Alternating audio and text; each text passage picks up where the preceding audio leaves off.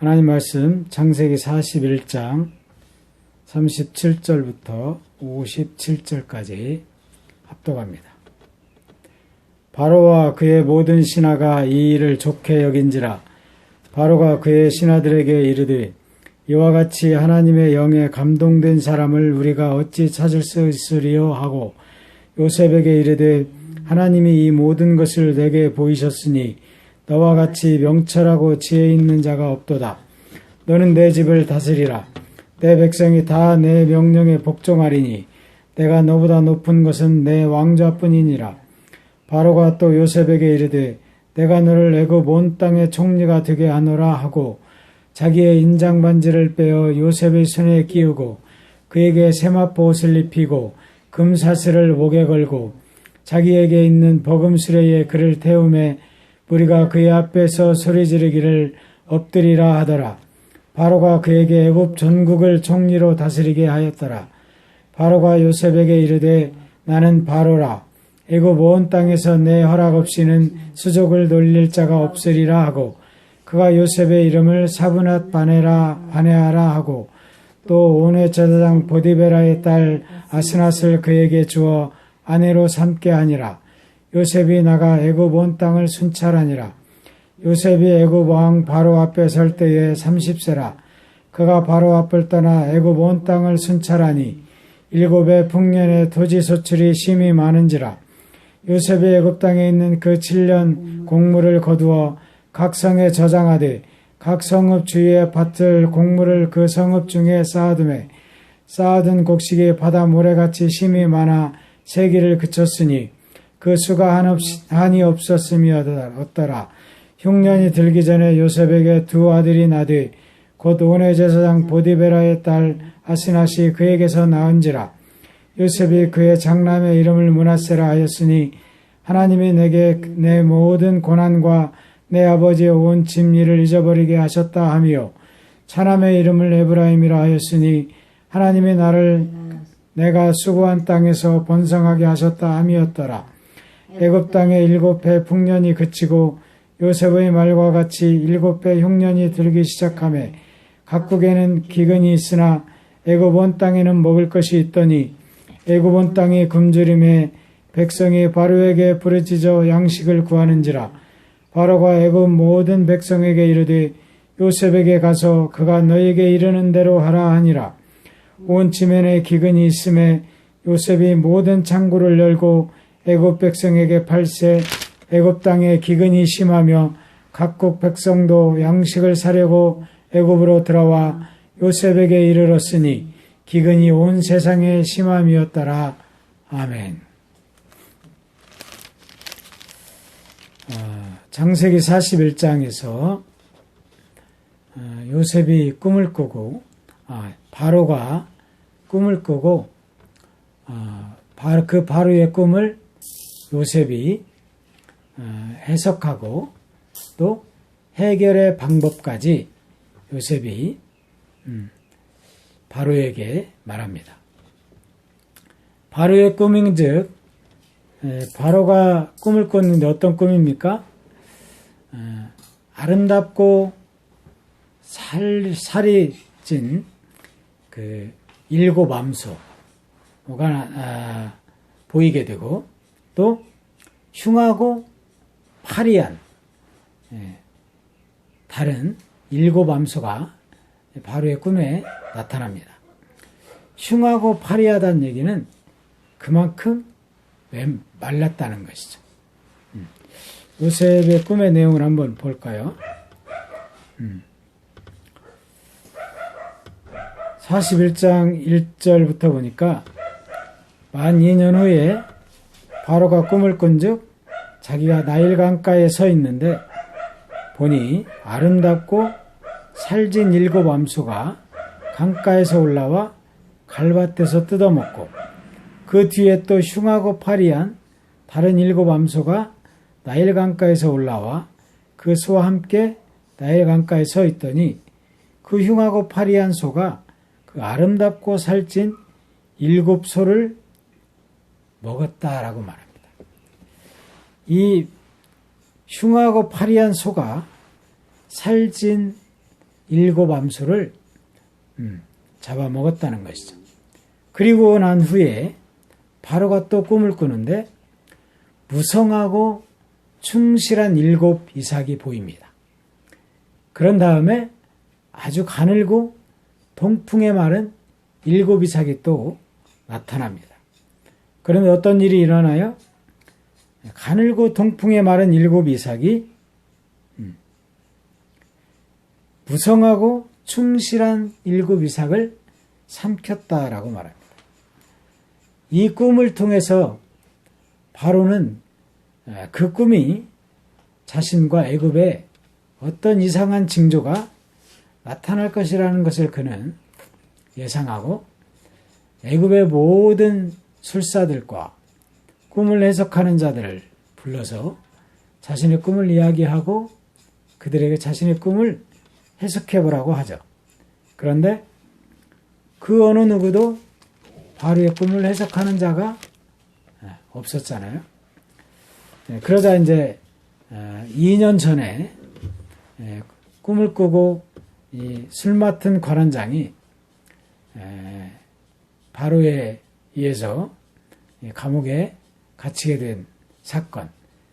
그 술 맡은 관원장이 감옥에 있을 때 자신과 또 바로의 떡 맡은 관원장이 꿈을 꾸게 되고 그 꿈을 해석한 사람이 요셉이라는 것을 이 술 맡은 관원장이 기억하고 이때 바로에게 이야기하는 것이죠.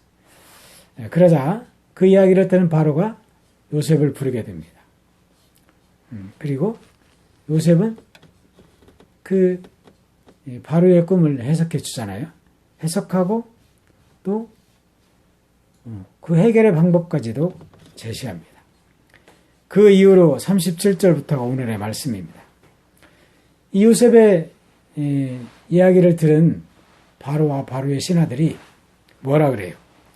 37절에 보니까 바로와 그의 모든 신하가 이 일을 좋게 여긴지라. 그러면서 바로가 그의 신하들에게 이르되 이와 같이 하나님의 영에 감동된 사람을 우리가 어찌 찾을 수 있으리요? 이렇게 말합니다. 여기서 하나님의 영에 감동된 자라고 말하고 있는데 바로가 요셉을 가리켜 하나님의 영에 감동된 사람을 우리가 어찌 찾을 수 있겠느냐. 여기서 말하는 바로가 말하고 있는 하나님은 요셉이 섬기는 하나님을 가리키었는지는 정확히 알 수 없지만 기록에 의하면 이 애굽에는 어떤 주의라고요?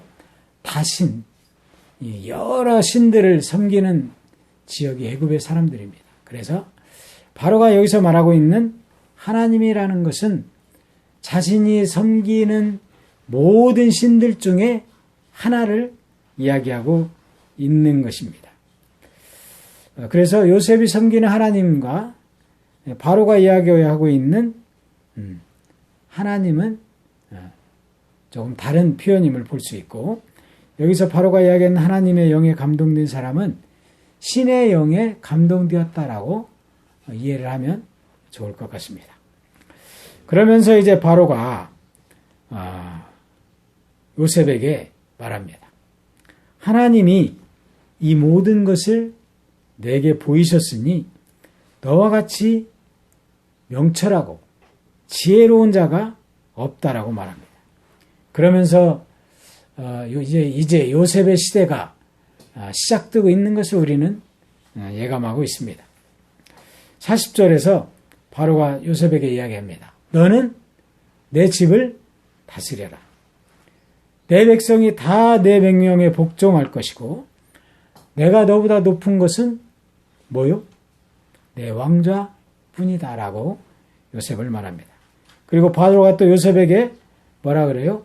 내가 너를 애굽 온 땅에 총리로 삼겠다라고 말합니다. 그러면서 바로는 자신의 그 인장반지, 왕이라는 왕만이 가지고 있는 그 반지를 빼어서 요셉의 손에 끼워주고 또 그에게 세마포 옷을 입힙니다. 그러고 난 다음에 금사슬을 목에 걸어주고 자기에게 있는 버금수레에 그를 태우고 그의 앞에서 모든 무리들이 그 버금수레에 앞서가면서 뭐라고 소리를 냅니까? 엎드리라 하더라 이렇게 말합니다. 그리고 바로가 그에게 애굽 전국을 총리로 다스리게 합니다. 그것뿐만이 아니라 바로는 당시에 온 지역을 다스리는 온의 지역의 그 제사장 보디베라의 딸 아스낫을 아내로 줍니다. 그리고 요셉에게 아내로 삼게 하고 요셉의 하여금 온 애굽 지역을 순찰하게 합니다. 그러면서 바로는 요셉의 이름을 사브낫 바네라고 다시 지어줍니다. 사브낫 바네. 이 사브낫 바네는 어떤 뜻을 가지고 있냐면 생명의 구원자다 라는 뜻을 가지고 있는 말이 사브낫 바네입니다. 바로에게 있어서 요셉은 애굽을 자신을 살릴 수 있고 애굽의 국민을 살릴 수 있는 생명의 구원자나 마찬가지죠. 그래서 요셉에게 사브낫 바네라는 이름을 지어줍니다. 그리고 온의 제사장 보디바라의 딸 아스낫을 요셉의 아내로 삼게 합니다. 이 보디베라라는 말은 신이 보내주신 자다라는 뜻을 가지고 있고 그의 딸 아스낫, 이 아스낫은 네이트에 속한 자다. 그리고 네이트를 경배하는 자다라는 뜻을 가지고 있는 그 애굽의 이름입니다. 이 네이트는 무엇이냐면 그 애굽에 있는 신들 중에 애굽의 여신을 나타내고 있는 게 네이트라고 합니다. 그래서 네이트, 아스낫은 네이트를 섬기는 자. 그러니까 애굽의 신을 섬기는 이 보디베라의 딸 아스낫을 아내로 삼게 합니다. 그럼에도 요셉의 삶을 보면 이 아스낫 여인을 통해서 이방의 신을 따르는 사람이 되지 아니하고 그는 오직 하나님을 섬기는 그런 삶을 살아가는 것을 우리는 성경을 통해서 알 수 있습니다. 이렇게 요셉이 애굽에 처음 애굽 땅을 밟을 때는 어떤 모습으로 요셉이 애굽 땅에 들어왔어요? 그는 종의 신분을 가지고 애굽 땅으로 들어왔습니다. 그리고 그가 처음에 발붙인 곳은 바로의 신하 보디발의 집에 들어가게 되죠. 보디발의 집에 들어가서 요셉이 한 일이 무엇이에요? 보디발의 재산을 관리하는 사람이 되었죠. 그리고 그 다음에 그는 어디로 가냐면 보디발의 감옥에 들어요. 보디발이 관리하고 있는 보디발의 집에 감옥에 들어가게 되고 그리고 이제 누구의 집에 갑니까?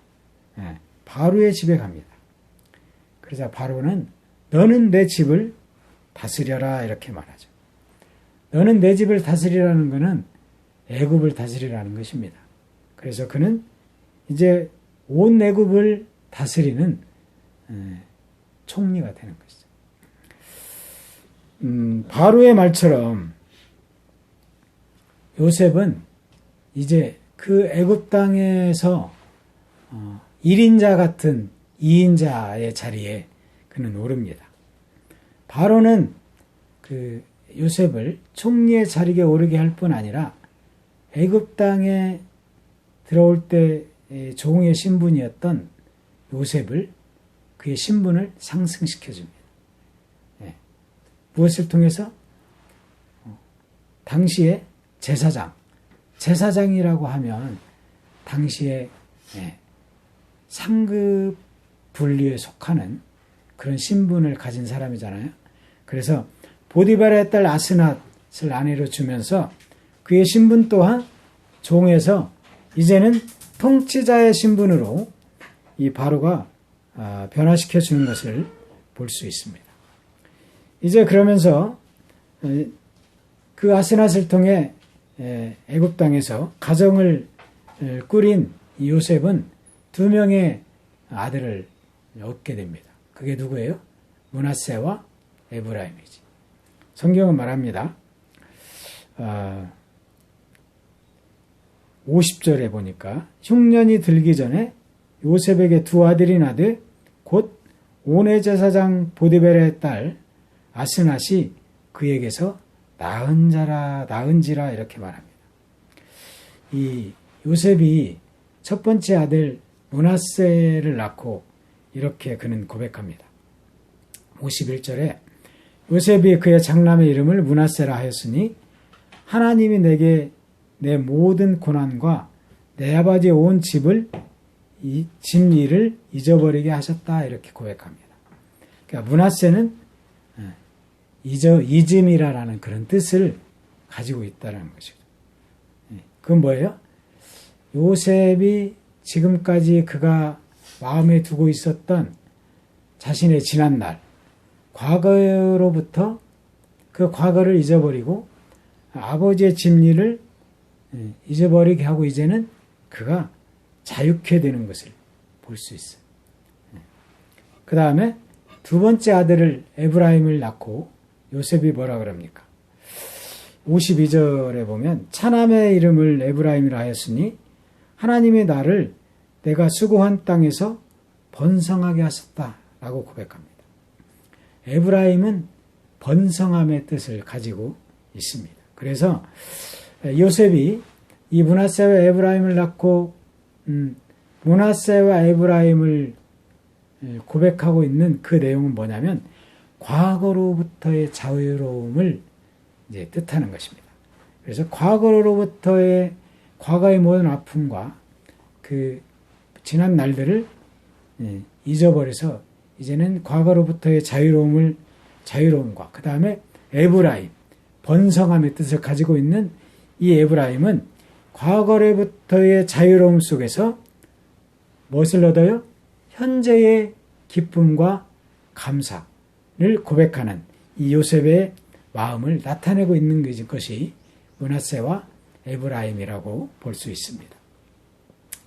하나님은 이 요셉을 통해서 가지고 있는 그 하나님의 계획이 있습니다. 그것은 무엇입니까? 창세기 15장 13절에서 하나님은 아브라함에게 이렇게 말씀하셨습니다. 창세기 15장 13절부터 14절에 보니까 여호와께서 아브라함에게 이르시되 너는 반드시 알라.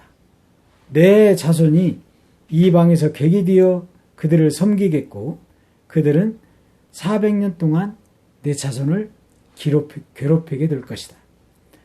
그러나 그들이 섬기는 나라를 내가 징벌할지며 그 후에 내 자손이 큰 재물을 이끌고 그 땅에서 나올 것이다. 400년 후에 400년 동안 내 자손들이 이방 사람들을 섬길 것인데 그러나 400년이 지나면 내 자손들은 그곳에서 큰 재물을 이끌고 나오게 될 것이다 라는 것을 하나님이 아브라함에게 창세기 15장에서 말씀하셨습니다. 그 말씀의 성취가 어디에서 이루어집니까? 출애굽기에 가면 이 아브라함에게 말씀하신 하나님의 말씀이 성취됩니다. 출애굽기 12장 35절과 36절을 한번 보겠습니다.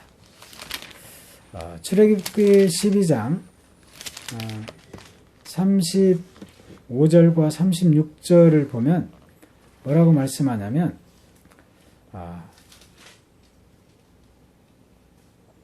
이스라엘 자손이 모세의 말대로 하여 애굽 사람에게 은금 패물과 의복을 구하매 여호와께서 애굽 사람들에게 이스라엘 백성에게 은혜를 입히게 하사 그들이 구하는 대로 주게 하심으로 그들이 애굽 사람의 물품을 취하였더라 이렇게 말합니다.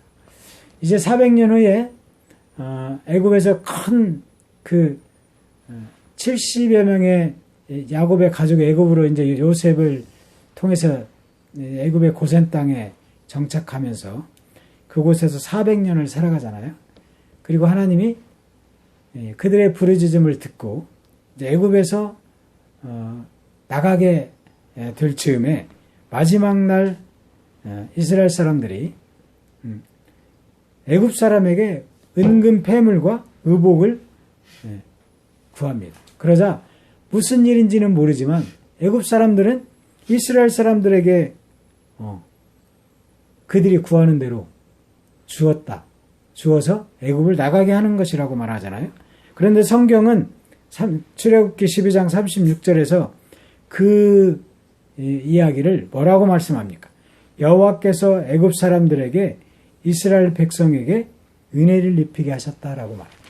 이 또한 하나님의 은혜 가운데 이스라엘 백성들이 애굽에서 나가면서 모든 은금 패물을 가지고 나가게 할 수 있는 은혜를 애굽 사람들에게 이스라엘 사람들에게 그 은혜를 입히게 하셨다라는 것이죠.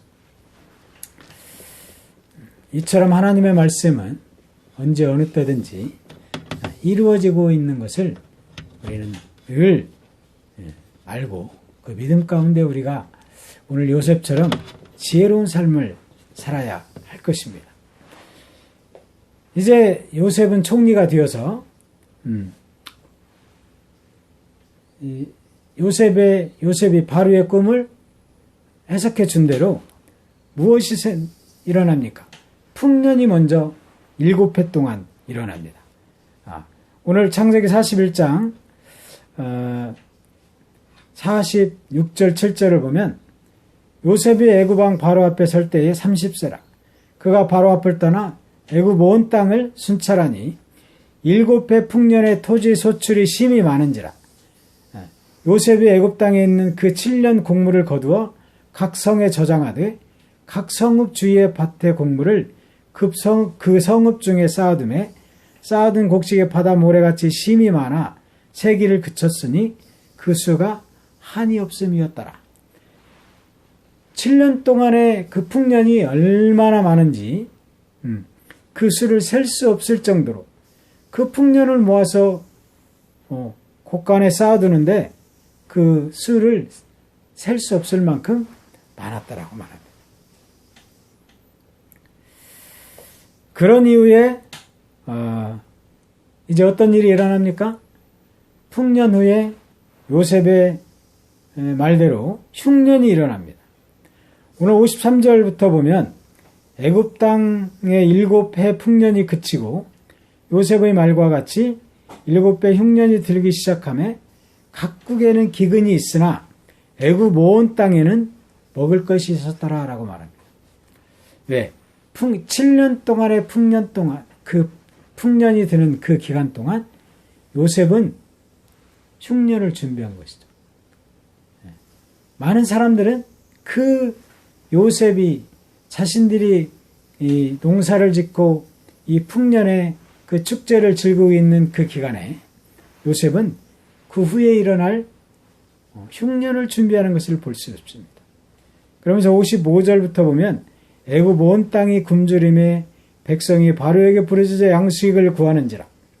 바로가 애굽 모든 백성에게 이르되 요셉에게 가서 그가 너희에게 이르는 대로 하라라고 말합니다. 요셉에게 가라는 것이죠. 이제 애굽 땅에도 흉년이 들기 시작했습니다. 그래서 백성들은 굶주리기 시작하는 것이죠. 그리고 그들이 56절 보면 온 지변에 기근이 있음에 요셉이 모든 창고를 열고 애굽 백성에게 팔세 애굽 땅에 기근이 심하며 각국 백성도 양식을 사려고 애굽으로 들어와 요셉에게 이르렀으니 기근이 온 세상에 심하였더라. 이건 무엇이에요? 애굽뿐만이 아니라 그 근방의 모든 나라들의 기근이 들었다는 것입니다. 그 나라들도 7배 풍년이 지난 후에 이제 기근으로 인하여 먹을 것을 찾아 어디론가 찾아가야 되는 것이죠. 이 기근이 온 세상에 심하였다라는 것은 이제 그들에게 먹을 것이 없다라는 것입니다. 그것은 애굽뿐만이 아니라 그 근방의 모든 나라, 이 가나안 땅에도 기근이 들어서 먹을 것이 없는 것을 볼 수 있어요. 이 기근을 통해서 무슨 일이 일어납니까? 이제 42장부터 가면 애굽의 형제들이 요셉을 만나게 되는 그러한 이 계기가 이 기근을 통해서 만들어지는 것입니다. 하나님의 사람은 어떤 사람이 되어야 합니까? 하나님의 사람은 지혜로운 자가 되어야 합니다. 요셉은 애굽에서 종의 신분으로 시작해서 이제 애굽의 총리가 되었습니다. 그 요셉은 1인자 같은 애굽의 2인자의 자리에 올랐습니다. 이것은 애굽에서 요셉이 오를 수 있는 애굽의 백성으로서 오를 수 있는 최고의 자리인 것입니다. 그래서 바로 또한 요셉에게 뭐라고 말해요? 내가 너보다 높은 것은 이 왕좌뿐이다라고 말하잖아요. 그러면서 바로에게 찾아가는 백성들에게 뭐라 그래? 너희는 요셉에게 가서 말하라. 그러면 요셉이 그 해결책을 가르쳐 줄 것입니다. 요셉은 이 요셉이 오늘 바로의 이 애굽의 총리의 자리에 오르기까지에는 어떤 삶을 요셉이 살아왔는지를 우리는 생각해 볼 필요가 있습니다. 요셉은 하나님 중심으로 살아온 사람입니다. 그 하나님 중심으로 살아온 요셉의 삶의 결과가 오늘 애굽의 총리가 되게 하는 하나님의 은혜인 것입니다. 요셉은 그 형제들로부터 팔려서 애굽으로 끌려오는 그 순간부터 늘 아버지의 집으로 돌아갈 꿈을 꾸면서 살았을 것입니다. 그런 요셉이 애굽에서 가정을 이루게 되고 므낫세와 에브라임이라는 두 아들을 얻고 그는 고백합니다. 과거로부터의 자유로움과 그리고 그 자유로움 가운데에서 현재의 기쁨과 감사를 고백하는 그 요셉의 므낫세와 에브라임. 이 고백이 요셉에게 있는 것이죠. 고향으로 아버지가 계신 곳으로 돌아가려는 그 꿈을 꾸고 있는 요셉에게 하나님은 또 다른 계획이 있는 것을 오늘 성경은 말하고 있습니다. 그것은 아브라함의 후손이 아브라함에게 하신 그 약속을 이루어가는 하나님의 계획입니다. 그것은 야곱의 가족을 향한 또 계획인 것이죠. 이것은 하나님이 야곱을 향한 계획이기도 하지만 야곱을 시작으로 해서 이스라엘이라는 한 민족을 향한 그 계획 가운데 요셉이 하나님의 계획의 중심에 서 있다라는 것입니다. 아버지에게로 돌아가려는 꿈을 꾸고 있는 요셉에게 오히려 하나님은 아버지 야곱을 애굽 땅으로 와서 아들 요셉을 만나게 하려는 그 하나님의 계획이 숨겨져 있는 것을 볼 수 있습니다. 바로가 오늘 성경에서 요셉을 가리켜 무엇라고 하고 있습니까? 오늘 38절에 바로가 그의 신하들에게 이르되 이와 같이 하나님의 영에 감동된 사람을 우리가 지금까지 찾을 수 없었다라고 말하죠. 오늘 예배드리고 있는 우리 또한 이 요셉과 같은 삶을 살아가는 여러분 모두가 되기를 주님의 이름으로 축복합니다. 그것은 무슨 삶입니까? 내 중심이 아니라 하나님 중심으로 살아가는 삶으로 인해서 하나님의 은혜를 충만히 누리는 그 삶입니다. 종의 신분으로 끌려오를 그 당시에 어느 누가 애굽의 총리가 되는 요셉의 모습을 상상이나 했겠습니까? 그러나 하나님은 그 요셉을 들어서 사용하시는 것을 오늘 우리는 창세기 41장을 통해서 분명하게 보고 있습니다. 이 요셉과 같은 믿음을 소유하여서 우리가 세상을 살아가면서 내 중심보다, 내 생각보다 나를 향한 하나님의 계획, 나를 섭리하시는 그 하나님 중심으로 여러분들의 삶을 살아가면서 그 믿음을 소유해서 요셉과 같은 믿음을 소유함으로 인해서 날마다 승리하고 또 그 믿음에 하나님의 사람이 되어서 하나님이 예비하신 그 복을 온전히 누리며 살아가는, 또한 그 하나님의 은혜 가운데 지금 이 순간에 우리들이 살아가는 순간순간 삶을 그 삶 가운데서 하나님의 나라를 이루어가고 진정한 나의 통치자는 하나님이시며 하나님이 그 나를 통치하시는 가운데 우리의 삶에, 우리의 마음에, 우리의 가정에, 우리의 믿음의 공동체 안에 하나님의 나라를 이루어 살아가는 여러분 모두가 되기를 주님의 이름으로 축복합니다.